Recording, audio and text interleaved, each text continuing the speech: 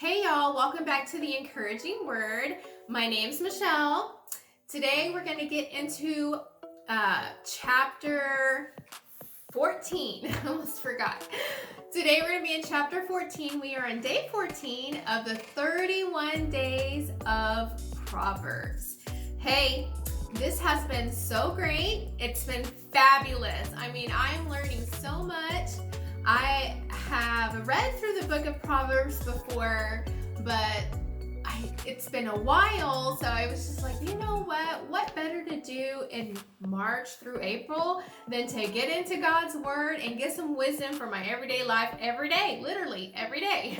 So I hope you guys are enjoying it. Hey, if you've missed the first 13 days and you want to catch up, I would highly recommend that. I'm going to put right here the link where you can go to that 31 Days in Proverbs playlist.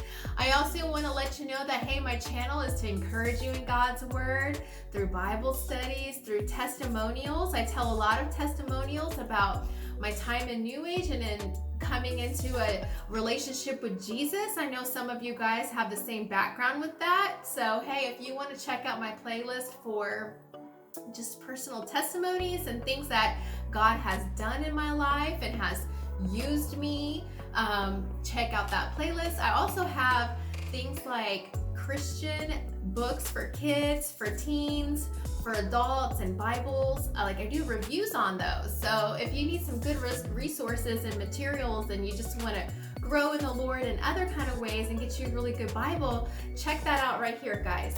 But come on, let's get started for today. We're in day number 14. So let's get started. All right. Every wise woman builds her house, but a foolish one tears it down with her own hands. I just want to say there's so much right there. There's so much right there. And just that, there's so much right there in the fact that every wise woman builds her house.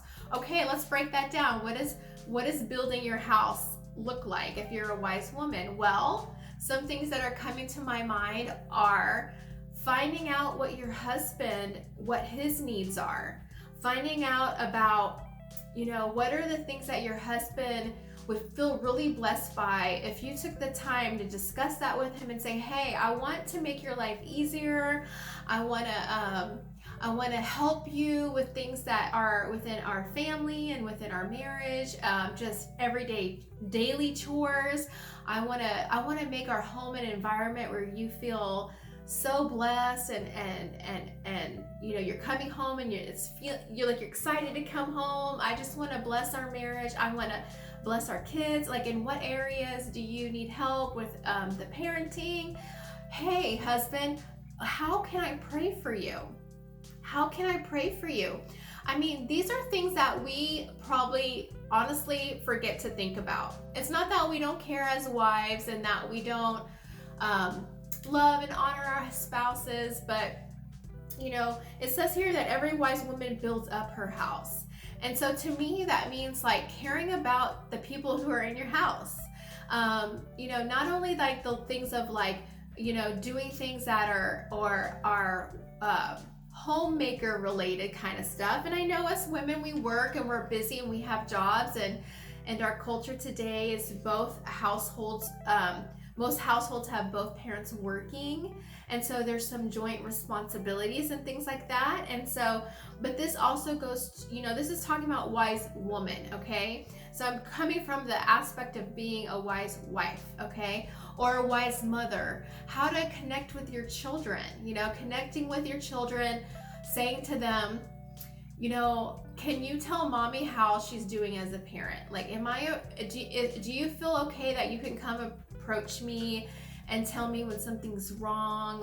I just want you to know that you can always share your heart with me, that I understand that might be hard for you if you have something kind of a challenge and you're scared, but I always want you to come to mom. And so to me, that is what is making a building up, edifying, bringing Christ into it, sharing the gospel with your kids, teaching them, having family prayer time, having whatever that looks like for you and your family, having Bible study time, whatever that looks like for you and your family. And then also having a personal time with the Lord, just you and Him, so that you can be able to be poured in by the Lord, and that you can pour these things back into your husband and your children and into your environment in your home. And all of that will trickle into other things in your life. So that is what it feels like to me. But a foolish person, a foolish woman, tears it down with her own hands. In other words, she's doing all the opposite of what I'm just instructing you to do. I just think of just being selfish and just thinking of only myself.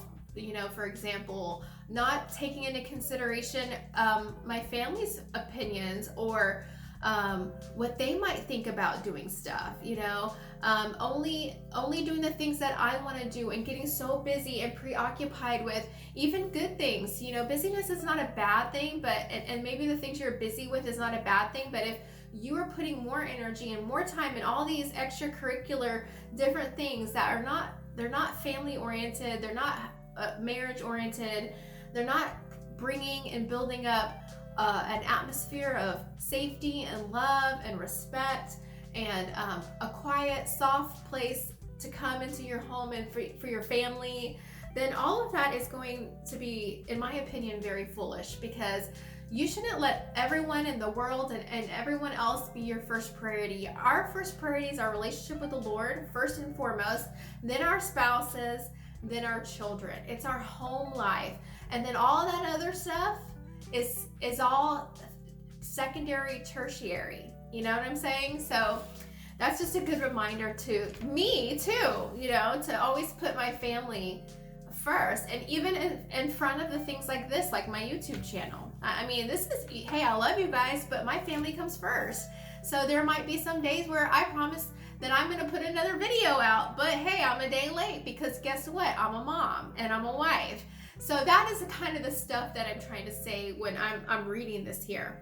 It's always building up your home, and that God has given you stewardship and dominion over your home. So take advantage of that. Like, you have so much godly power to do things in your home to make it such an environment where the Lord's presence is near and felt, and things can be inspired and birthed out of that environment for your family. So let that be encouraging to you guys. Okay, you guys, I hope today was just like precious gold and jewelry to you, and precious things in the Lord. I hope that you heard a word for you today. I hope that you gained some insight and clarity of the things that God has for you, and the things He wants you to take away from today. Tomorrow we're going to get into chapter 15, day 15. I hope you join me then for that, you guys. I love you guys in the Lord. Y'all stay blessed. Bye-bye for today.